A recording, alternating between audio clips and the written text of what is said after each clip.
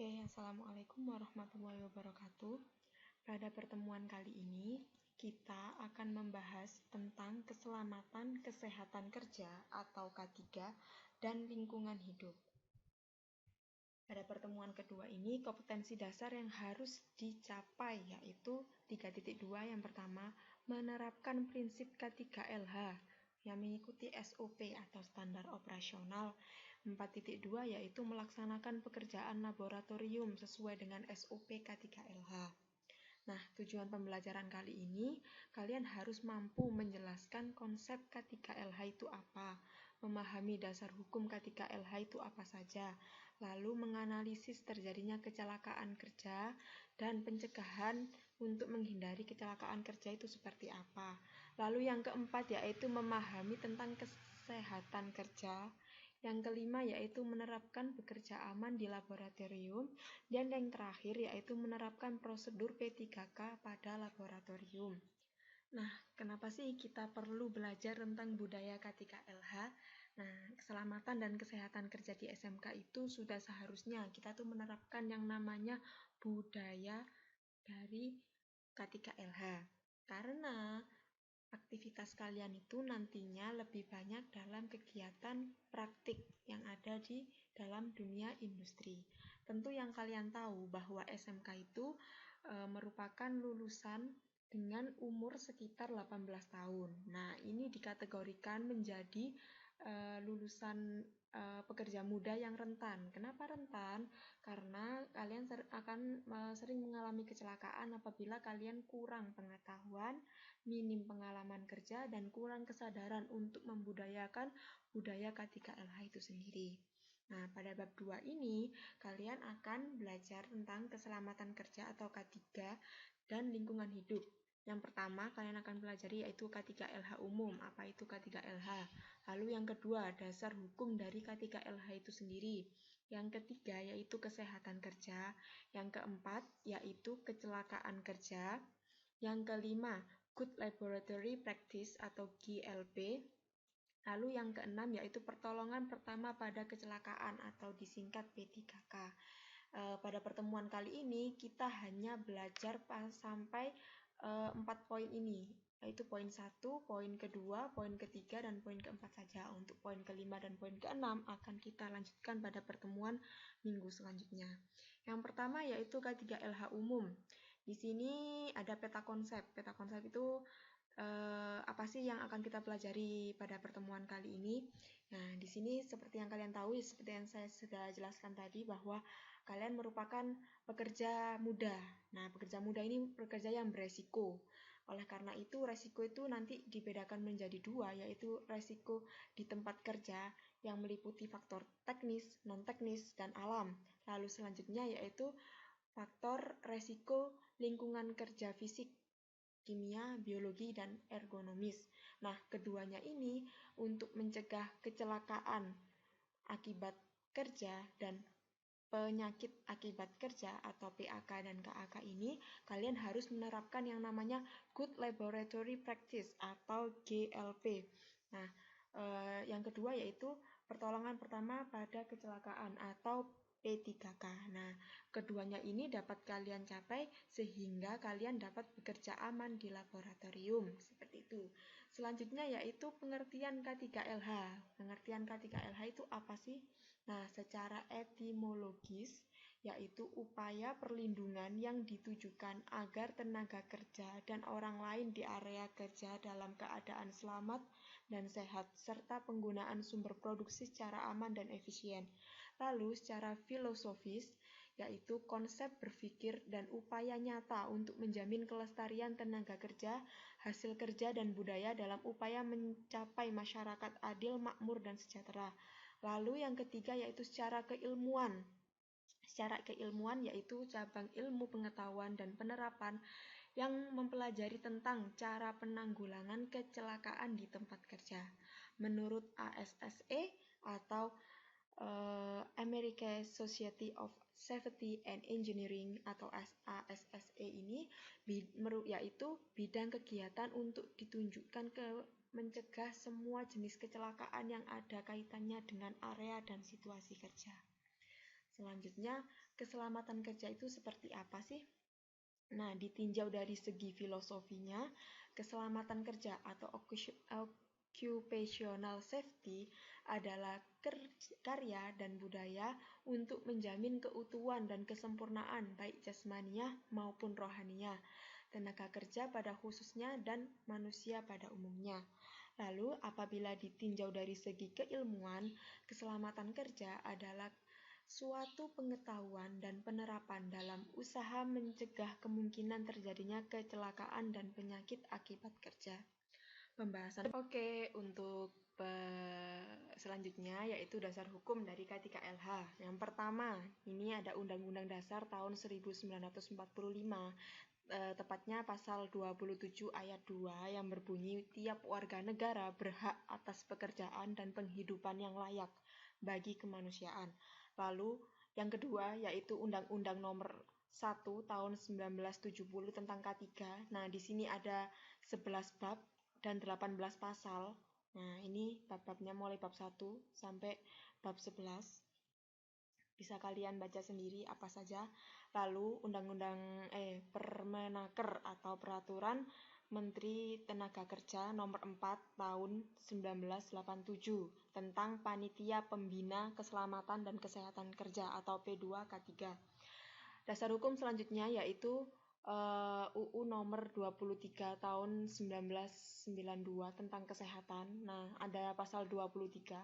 Bisa kalian baca sendiri. Nah, ini tentang kesehatan kerja. Lalu di sini setiap tempat kerja wajib menyelenggarakan kesehatan kerja atau biasanya dijamin oleh yang namanya BPJS atau asuransi kesehatan lainnya. Nah, untuk yang yang kelima yaitu Undang-Undang Nomor 13 Tahun 2003 tentang tenaga kerja. Lalu ada Undang-Undang tentang lingkungan hidup. Nah, di sini yang terakhir yaitu ada Permenaker Nomor 50 Tahun 2012 tentang SMK 3. Pasal 5 yang berbunyi mempekerjakan pekerja atau buruh paling sedikit itu ada 100 orang atau dan mempunyai potensi bahaya tinggi dan wajib yang namanya SMK 3. Nah, SMK 3 ini sudah kita bahas pada pertemuan minggu lalu. Nah, dasar hukum selanjutnya yaitu ada Permenaker RI nomor 1135 tahun 1987 tentang arti lambang K3. Bisa kalian baca sendiri. Di sini ada palang hijau itu maksudnya apa? Roda gigi itu apa? Nah, di sini 11 roda gigi, di sini jumlahnya ada 11. Lalu yang kemudian yaitu warna putih bersih suci. Nah, ini seharusnya backgroundnya itu berwarna putih. Seperti itu. Selanjutnya yaitu ada kesehatan kerja.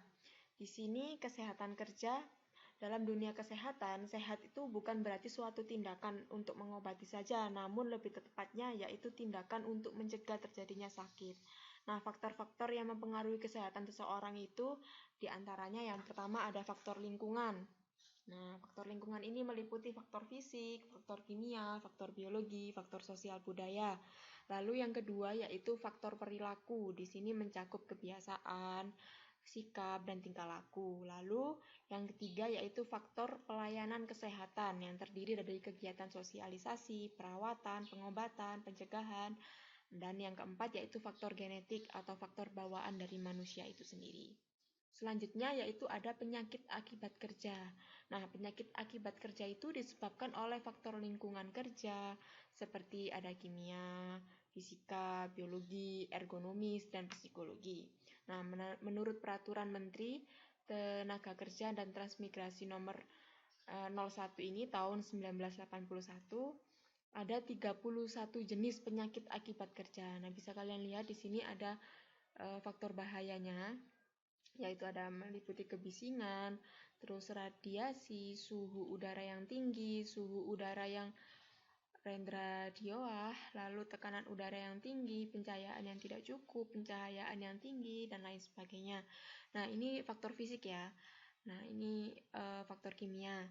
Dibedakan faktor fisik dan faktor kimia. Faktor kimia meliputi debu, uap, gas dan bahan kimia, lalu biologi, fisiologi, dan psikologi. Seperti itu. Nah, di sini pencegahan penyakit akibat kerja ada 5 level of prevention disease yang terdiri dari peningkatan kesehatan, lalu perlindungan khusus, diagnosis atau deteksi dini, lalu membatasi kemungkinan cacat, lalu yang terakhir yaitu pemulihan kesehatan. Selanjutnya, di sini ada yang namanya kecelakaan kerja.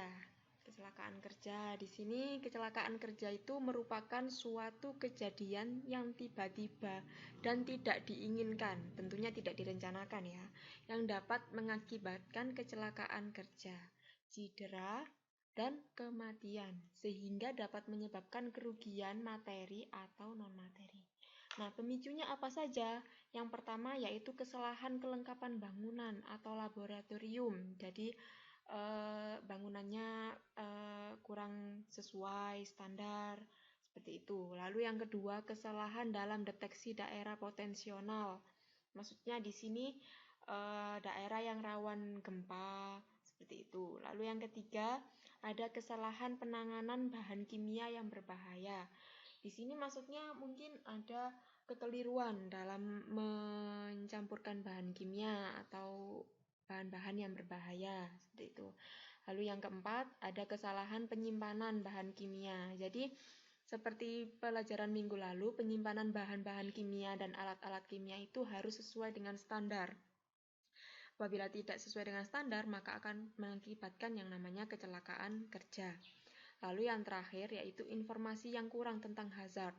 Hazard itu apa? Hazard itu tentang tanda-tanda bahaya. Jadi kayak simbol-simbol di dalam dunia industri itu kurang sehingga mengakibatkan kecelakaan pada karyawan. Selanjutnya yaitu klasifikasi kecelakaan kerja. Di sini diklasifikasikan klasifikasi yang pertama itu berdasarkan penyebab. Nah, penyebabnya apa saja? Disebabkan oleh mesin. Misalnya mesin pembangkit tenaga listrik, mesin penggergajian kayu, dan mesin yang lainnya.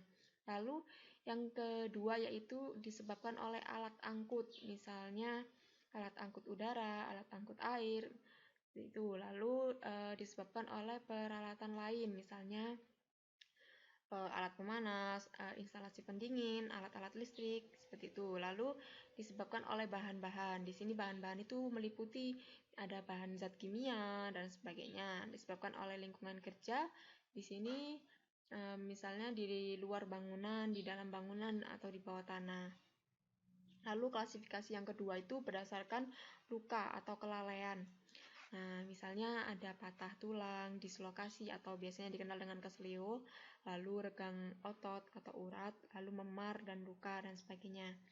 Klasifikasi menurut letak kelainan dan luka pada tubuh, misalnya seperti kepala, leher, badan, dan lain sebagainya.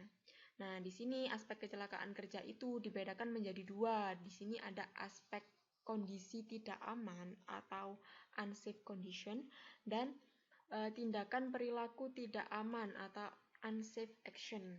Nah, keduanya ini dibedakan. Kalau kondisi tidak aman atau unsafe condition ini merupakan suatu kondisi di lingkungan kerja yang tidak aman, yang mengakibatkan membahayakan pekerja baik alat, material maupun bahan baku.